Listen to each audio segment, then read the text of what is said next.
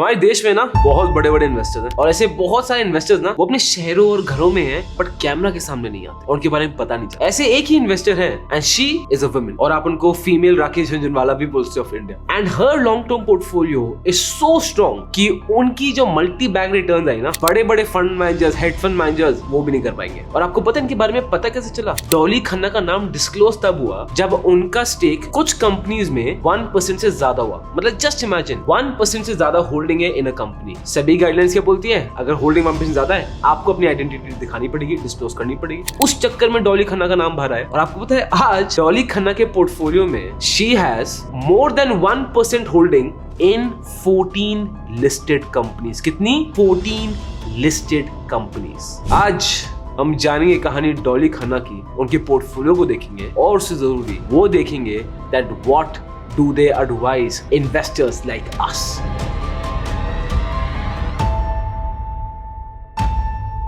डॉली खन्ना, इनका नाम ना इनके हस्बैंड के बिना अधूरा है और हस्बैंड का नाम है राजीव खन्ना। काफी लोग बोलते हैं और सोर्सेज ये बोलते हैं कि Rajiv Khanna is actually the true mastermind behind Dolly Khanna's portfolio. तो राजीव खन्ना की अगर आप स्टोरी देखोगे, he was born in Chennai, graduation की आईटी मद्रास से इन केमिकल इंजीनियरिंग। अब 1995 में राजीव खन्ना का एक फैमिली बिजनेस था by the name of quality milk foods. उन्होंने 1995 में वो बेच दिया हिंदुस्तान यूनिलीवर को। बाय द वे आज वो कंपनी क्वालिटी वॉल्स के नाम से जानी जाती है। And you might be thinking अरे यार ये तो क्या घाटे का सौदा हुआ। घाटे का सौदा नहीं, राजीव खन्ना और डॉली खन्ना की लाइफ यहाँ से कंप्लीटली चेंज होने वाली थी। अब उनके पास पैसे बहुत सारे आ गए थे बट समझ नहीं आता पैसों को करना क्या। स्टॉक मार्केट्स में वो 96 में थे बट इतने एक्टिव नहीं थे, ना ही इतना आइडिया था, ना ही वो स्टॉक मार्केट्स में लिटरेट थे। जैसा बोलते ना फाइनेंशियल लिटरेट या स्टॉक मार्केट्स का आइडिया, उनको ज्यादा कुछ भी नहीं था, उनका बैकग्राउंड है ही नहीं। राजीव खन्ना का जो मेन कंसर्न उस टाइम था कि यार इतने सारे पैसे रखे हैं, इसको क्या करें, कहां डालें, कैसे इन्वेस्ट करें। और आप मानोगे इनकी पहली इन्वेस्टमेंट कैसी हुई है, यू वोंट बिलीव इट। बात है 96-97 की। इनके नेबर का बेटा सत्यम कंप्यूटर्स में काम करता था। उसने बताया एक दिन को मिलके कि मैं सत्यम में काम करूं, आज कंपनी ऐसी अच्छी है ये। राजीव खन्ना को इंटरेस्ट आ गया, उन्होंने थोड़ा बहुत देखा और कैजुअली इन्वेस्ट करना शुरू कर दिया। 96-97 में इन्वेस्ट करना शुरू किया था सत्यम में। लेट 90s में क्या हुआ था? .com बर्स्ट, जब सारे आईटी स्टॉक्स एक लेवल पे भाग, क्रेजी लेवल पे भाग जाते, मतलब they got over value. Again Rajiv Khanna had no idea about it. उन्होंने स्टॉक्स होल्ड ही करके रखे हुए थे। .com बर्स्ट हो गया, पूरा सत्यम का स्टॉक नीचे टूट गया बट उसके बावजूद राजीव खन्ना ने ना 300% प्रॉफिट में अपने सत्यम की शेयर बेचे थे। We had a neighbor whose son was working in a company called Satyam Computers. So I said, yeah, this guy is working in Satyam Computers, let me invest some amount of money in Satyam Computers. And then I realized these stocks were going up virtually 5% every day. And I said, this is very good. अब profit तो हो गया था but ये जो पूरा impact था ना, इसने राजीव खन्ना को बहुत मेजरली हिट किया। उनका पूरा कॉन्फिडेंस हिल गया। तो उन्होंने बोला कि भाई मुझे समझ नहीं आया क्रैश क्यों हुआ, क्या हुआ, स्टॉक मार्केट क्या है नहीं है। वो इतना डर गए, उन्होंने अपना सारा पैसा लिया और सारा पैसा लिया बैंक्स में और डाल दिया फिक्स डिपॉजिट में। और स्ट्रगल सिर्फ .com कैसे का नहीं था, उनका स्ट्रगल स्टॉक मार्केट्स में चलता गया आने वाले 10 सालों के लिए।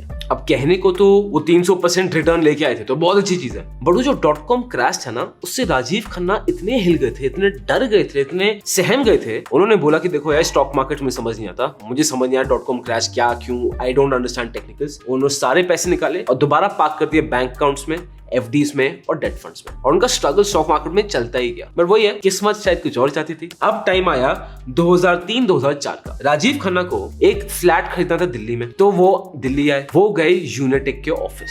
और अगर आपको उस टाइम पे याद हो, बिल्डर्स के ऑफिस होते थे, बड़े बड़े फैंसी बिल्डर्स के ऑफिस होते थे, ऑफिस के भारी मर्सिडीज जैगुआर पार्क होती थी, क्रेजी लेवल। राजीव खन्ना को बड़ा इंटरेस्ट आया, राजीव खन्ना ने यूनिटेक के बारे में पढ़ा, उनको बड़ा प्रॉमिसिंग फ्यूचर लगा। फिर राजीव खन्ना ने थोड़ी और स्टडी की, उन्होंने ये देखा कि यूनिटेक में तो सिटी बैंक ने पैसा डाल रखा है, FIS ने बहुत सारा पैसा डाल रखा है और यूनिटेक की वैल्यूएशन सिर्फ 100 करोड़ थी। राजीव खन्ना को सेंस लगा, उन्होंने 5 से 7 लाख यूनिटेक में डाल के छोड़ दिया। फिर आपको 5-7 लाख रुपए का हुआ क्या, वो बन गए 25 करोड़। इतनी क्रेजी रिटर्न के बाद राजीव खन्ना बोलते हैं कि देखो यार, उनकी इन्वेस्टमेंट स्ट्रेटजी बड़ी सिंपल है। उनकी इन्वेस्टमेंट स्ट्रेटजी क्या है कि जो भी सामान उनका बीवी यूज करती है, जो कंपनीज के प्रोडक्ट्स यूज करती हैं, वो उसमें इन्वेस्ट करना पसंद करते हैं बिकॉज़ उनको पता है कि वो बिजनेस अच्छा है। One thing I want you to note from here, जैसे मैं आगे बताता हूं आपको, मैं अपने पॉइंट्स बताता रहूंगा। Rajiv Khanna always focused on the business, never on the share price. धंधे वाला जो इन्वेस्टर होता है, जो पैसे कमाता है, वो सबसे पहले धंधे को ही देखेगा, शेयर प्राइस दिखता है बाद में। Same with Rajiv Khanna. राजीव खन्ना ने वो इन्वेस्ट किया फेम्ब्लीच में, हॉकिंस कुकर में, यूटिलाइट बटर में। एंड आई एम श्योर अगर उस टाइम पे राजीव खन्ना आपको बताते कि यार देखो मैं ऐसी इन्वेस्टमेंट स्ट्रेटजी प्लान करूं, आप क्या बोलते हैं, क्या मजाक कर रहे हो क्या?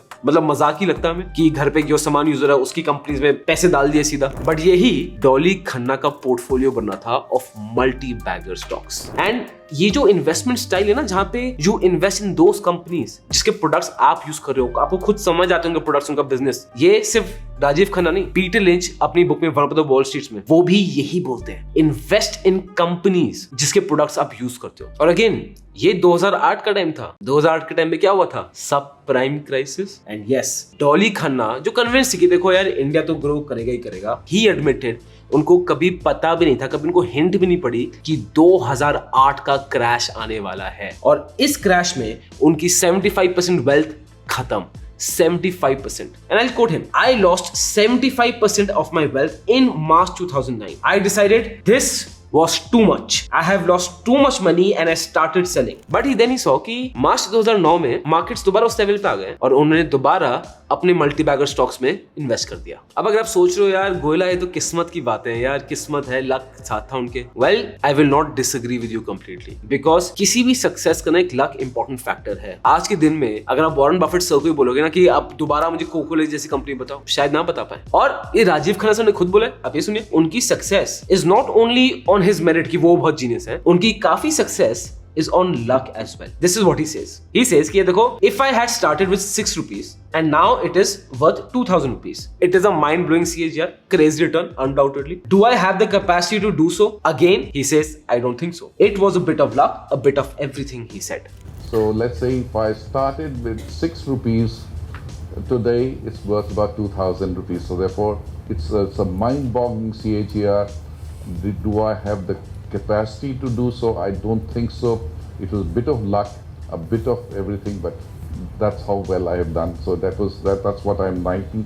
People put me on some sort of a pedestal. People keep writing about my portfolio and so on and so forth. Her great investor ना आपको देखेगा वो अपनी अचीवमेंट्स को ना हमेशा डाउन प्ले ही करता है। इसलिए आप देखोगे स्टॉक मार्केट में अगर आपको बहुत शो बस होता है, अरे मैंने इतने पैसे कमाए, अरे ये मेरा स्क्रीनशॉट, अरे ये देखो ये इतना पैसे मैंने कमा लिया, ये कर लिया, ऐसे लोग स्टॉक मार्केट्स में कभी ज्यादा लंबे टिकते नहीं है। बिकॉज एक्चुअलिटी में हर बड़ा इन्वेस्टर रियलाइजेस दिस कि हर चीज से उसकी स्किल नहीं थी, उसके साथ थोड़ा लक भी था। और उस डर में कि उस लक को नजर लग जाए, उस डर में कि यार दोबारा रेप्लिकेट करने को बोलेंगे तो मैं कर नहीं पाऊंगा, जो डर लेजिटिमेट है, investors tend to downplay themselves. ठीक है, लुक एट दिस। और राजीव खन्ना खुद बोलते हैं, people put me on a pedestal, they keep writing about my portfolio कि मैं कितना महान हूं, कितने खन्नास महान है, डॉली खन्ना किस सेल पर है। But what he says, I was far too stupid to know when to sell the stock, it went on to become a multi-bagger. वो बोल रहे हैं कि सर मैं इतना बेवकूफ था, मुझे पता नहीं था स्टॉक को बेचना कब है। जो हमें से सीखना बहुत जरूरी है, और मैं आपको उनका पोर्टफोलियो भी दिखाऊंगा बाद में। जरूरी ये है यार कि यार स्टॉक मार्केट्स में पैसे ना सिर्फ एक ही स्ट्रेटजी बनते हैं, बाय एंड होल्ड, और ये हमें करना है 2030 तक। आपको आइडिया है भारत किस लेवल तक पहुंचने वाला है? We have to make sure कि भाई हमारा पोर्टफोलियो उस लेवल पे हो। आपके stocks should be in that, आपका माइंडसेट अब बहुत क्लियर होना चाहिए। आप चिंता मत करो, गोयला आपके साथ है। अभी तो जैसे मैं बहुत टाइम से बोलता रहा हूं कि हमें तो बहुत ऑल टाइम हाईज एक साथ देखने हैं यार, इतनी जल्दी बेचने की जरूरत है ही नहीं। और ये राजीव खन्ना ने बोला है, I think this is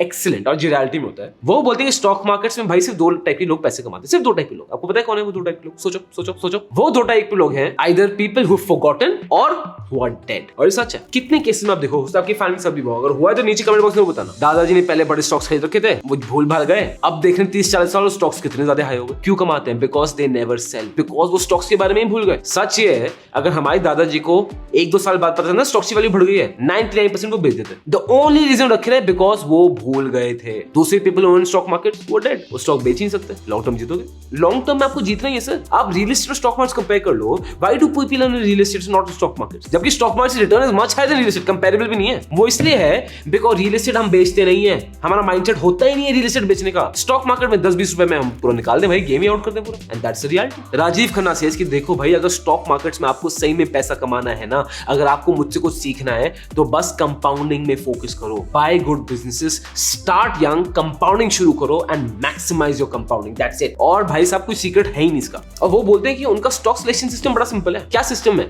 system ये है कि वो बिजनेस देखेंगे और वो उसी बिजनेस में इन्वेस्ट करेंगे। अगर कल को सपोज वो पूरा बिजनेस खरीदना चाहे, अगर उनको लगेगा हाँ कि यार ये बिजनेस में खरीदना चाहता हूँ, धंधा में खरीदना चाहता हूँ, तो वो उसमें इन्वेस्ट कर देंगे। उसके बाद वो स्टॉक प्राइस ऊपर जाए नीचे जाए उनको फर्क नहीं पड़ता, वो इन्वेस्ट करके छोड़ देंगे। एंड रिटर्न्स आप देख सकते हो यार, क्रेजी। बोल रहे यार स्टॉक मार्केट इतना सिंपल है, करना क्या है? एक अच्छा बिजनेस उठाओ जिस मैनेजमेंट का क्लियर विजन हो, जो मैनेजमेंट कुछ करना चाहती है, जो एग्रेसिव है, उसमें पैसे लगाओ, छोड़ दो। और सर अब डॉली खन्ना का पोर्टफोलियो देखिए, आइए। इनके पास स्मॉल और मिड कैप होल्डिंग्स हैं, ठीक है? रिफाइनरीज हैं, टेक्सटाइल्स हैं, पाइप्स हैं, स्टील हैं, ब्रूअरीज हैं, डिस्टिलरीज हैं। Look at these stocks, look at these stocks, buy and hold good companies, good businesses. और ये ना बड़ा इंटरेस्टिंग, मुझे मैंने पढ़ा था साइकोलॉजी ऑफ मनी में। इस बुक में लिखा था मॉर्गन हाउसेल ने कि लोग ये बात करेंगे वॉरेन बफेट की स्टॉक सिलेक्शन स्ट्रेटजी बात करें कि how does he choose stock, but reality ये है कि he is not a great stock selector, because he if he was a great stock selector उनकी रिटर्न और भी बेटर होती। रियलिटी ये है why Warren Buffett is so god damn rich, कि उनके आसपास और कोई इन्वेस्टर है ही नहीं, and he is been labelled as the best investor ever. He has spent upwards of 65 years invested in stock markets. तो अगर आप अभी भी सोच रहे हो ना कि अरे गोयला क्या बात करो, मैं कब तक 60 साल तक थोड़ी इन्वेस्ट करूंगा, मुझे अभी पैसे चाहिए, मुझे लाइफ एंजॉय करनी है, मुझे ये करना है वो करना है, आप कर लो। बट स्टॉक मार्केट में अगर पैसे कमाने हैं वो सर लॉन्ग टर्म इन्वेस्टमेंट से ही आता है। असली पैसे स्टॉक मार्केट में सिर्फ इन्वेस्टमेंट से बनते हैं। आई प्रॉमिस यू, आज मैं आपसे प्रॉमिस कर रहा हूं, मेरे साथ रहना till 2030 we will together reach another level, we will together see all time highs, several all time highs, and ये गोला का promise है that I'm going to do everything in my power to make sure that you stick with me in this journey.